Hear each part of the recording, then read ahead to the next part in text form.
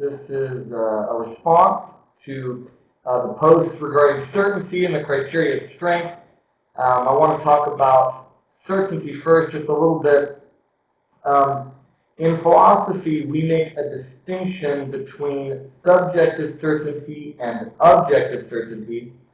Subjective certainty is internal certainty, something that you feel you couldn't possibly be wrong about. So examples of subjective certainty are, I'm certain I feel hungry right now. I'm certain that I believe in God. I don't even question it. It never arises right in me. I live my life as though God existed. It's a subjective certainty, internal to me. Objective certainty is the kind of certainty that I cannot be wrong about, but it's also public. I can show other people why they should be certain of it too, right? I'm certain that my car is parked in a handicap spot. I can bring people over. See, look, the sign is right there. The lane is painted blue, and I couldn't possibly be wrong about this, right? I'm certain that I have two hands. This might be an objective certainty. Subjectively, I might say I'm certain I feel angry right now, but I couldn't prove that to anyone else. It's not objective, it's not out in the world, it's not public, it's internal to me. I could be lying, I could be pretending to be angry, so I might internally be certain, but not objectively be certain. I couldn't show or prove it to anyone else. My belief in God, right, a kind of faith claim, I can be certain of that, but can I demonstrate with certainty to anyone else that God exists? I don't think so, right? So there's a distinction, and some of you, there was some confusion there. What type of certainty are we talking about? Often, like the question was geared towards objective certainty. Is there anything you can be certain of that you couldn't possibly be wrong about that you could actually demonstrate to someone else, make an argument showing it to someone else?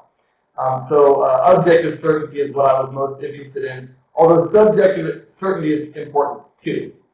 There were also some questions about the difference between knowledge and certainty.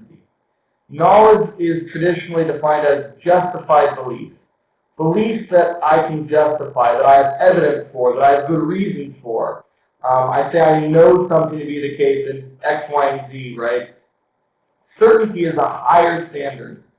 We often can justify beliefs and then in the end say, well, I had good justification for this, I still ended up being wrong about it, right?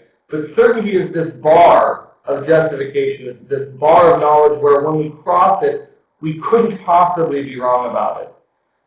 So the difference between knowledge and certainty is a matter of degree. They're very similar to each other, but certainty, there's a threshold where now I can no longer be wrong, right? I'm certain of it. So I hope that those help clarify some. In regards to the 6 criteria of strength, I don't have much to add. If you didn't listen to the lecture on Canvas, it's titled Evaluating Ideas. That lecture walks through all of the criteria. It gives you examples, how they function, why they help us. The goal is just to understand that philosophy uses these criteria to make arguments, to evaluate arguments, which arguments are strong, which are weak, which are comprehensive, consistent, clear, and which are not, right?